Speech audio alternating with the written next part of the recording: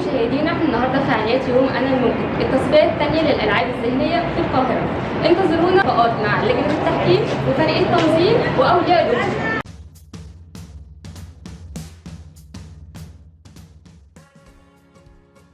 ولسه مكملين فريق انا الممكن، ومعانا النهارده حد كده لازم يكون موجود في كل ايفنت، حد مميز بيلقط لك كده صور كده على غفله، بس في نفس الوقت بتبقى بعين المصور. معانا النهارده محمد مشهور بجد، اهلا بيك. اهلا بيك، ازي حضرتك؟ الحمد لله. طبعا ده مش اول ايفنت ليك تحضره صح؟ او لا. مسابقات عامه؟ لا حضرت قبل كده مسابقات وايفنتات. طب انت بعين المصور ايه اللقطات اللي عينك بتلقطها؟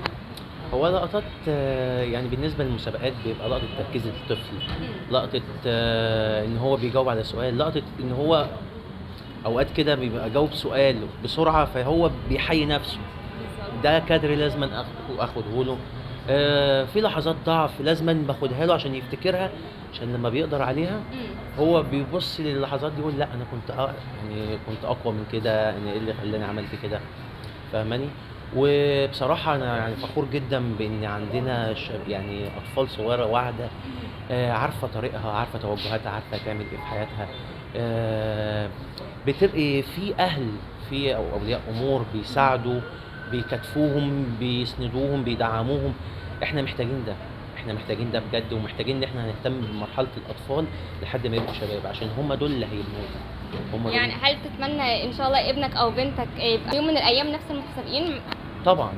طبعا ده فخر ليا ان انا الاقي ابني يبقى حد من ضمن المتسابقين، وان انا احس ان انا يعني لا انا فعلا انا طلعت طفل انا فخور بيه. هو عارف هو رايح فين، هو راسم مستقبله.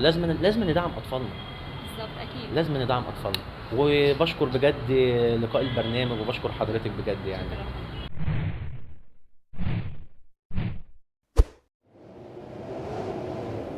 ولسه مكملين فعاليات يوم انا الممكن، ومعانا من فريق التنظيم مي. اهلا بيكي يا مي. اهلا بحضرتك. اولا احنا بجد بنحييكم على التنظيم والنظام اللي النهارده في المسابقه. انت ممكن تقولي لنا نبذه كده مختصره عن المسابقه بتتكلم عن ايه؟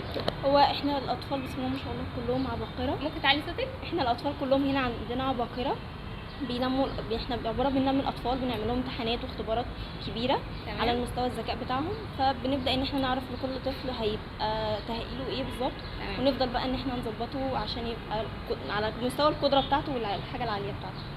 ما شاء الله التنظيم زي ما قلنا جميل جدا، وانتوا كمان كنتوا حريصين اللي هو ما فيش صوت خالص في القاعه عشان الاطفال يركزوا. بتاخدوا وقت قد ايه انتوا بتستغرقوه علشان اليوم يطلع بالتحفه ده؟ هو بيبقى على حسب، لو التنظيم كبير قوي بيبقى زي النهارده كده عشان طبعا الاولاد، فبيبقى عباره عن مثلا اول لازم نبقى محضرين الجوائز والحاجات كلها والمقاعد بتاعتنا، فبتبقى عباره عن ساعه ونص بالكتير قوي، وبعد كده بنبدا بقى ندخل الاطفال اولياء الامور وهكذا. طب لما تلاقي او اب مثلا متوترين عشان اطفالهم موجودين في المسابقه، انتوا مثلا ايه الكلمات اللي بتخففوا عليهم؟ لا بنحاول ان احنا نهديهم، حتى الاطفال بيبقوا متوترين بدرجه أكيد. فظيعه، فلا بندي ان لا شاطر وما تخافش والدنيا هتبقى تمام، واحنا بنبقى معاهم كاخواتهم اكتر يعني اكتر حاجه. شكرا ليك يا مي.